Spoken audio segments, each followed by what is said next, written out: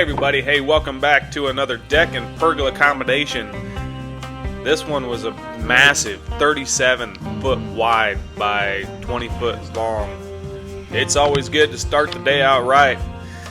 Get this all laid out. These are 20 foot composite boards going all the way out to the end there, matching right up with the concrete. We made sure we have a nice even flow from the concrete all the way out. And then the concrete curve, so we just followed the curve all the way around. That was a nice precise cut.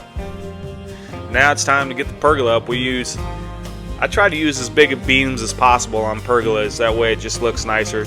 These are 8x8 beams going up with two 2x6 headers going across, sandwiched together, and the tops are 2x6, fancy little cuts on the end.